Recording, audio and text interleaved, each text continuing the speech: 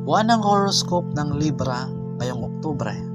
Ang monthly horoscope para sa Oktubre ay hindi gaanong maganda para sa mga Libra.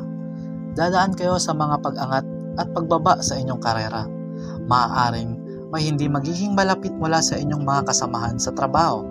Posible na iba ang mag-angkin ng gantimpala para sa inyong mga pagsusumikap at hindi kayo makakatanggap ng tunay na pagkilala para sa lahat ng inyong nagawa. Ngunit, hindi magtatagal ang pagsubok na ito. Sa nalalapit na panahon, kayo ay makakakuha ng pakinabang mula sa paborable na posisyon ng Jupiter. Magkakaroon ng pag-usbong ng pera at mga bagong oportunidad sa negosyo. Para sa mga taong may mga negosyo na, maaari ninyong gamitin ang paborable na posisyon na ito. Ito ang tamang panahon para sumubok, gayunpaman, siguruhin ang inyong mga hakbang ay mabisa at matalino. Ang pagkakabukas ng Jupiter ay makikinabang din sa inyong pagganap sa akademiko.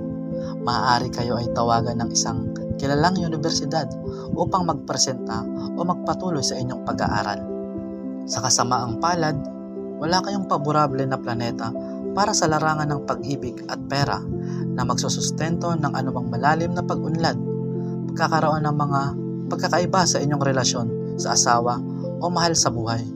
Maaari kayong magkaroon ng araw-araw na mga argumento at alitan sa mga minamahal ninyo, lalo na sa kalagitnaan ng buwan, kaya't mag-ingat sa inyong mga gawain at salita.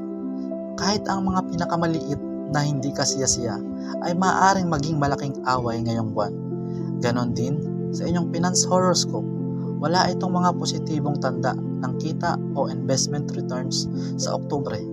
Gayunpaman, magbantay kayo ng mga oportunidad dahil maaaring makakuha kayo ng isa sa Oktubre na makakatulong sa iyong magandang kita sa hinaharap.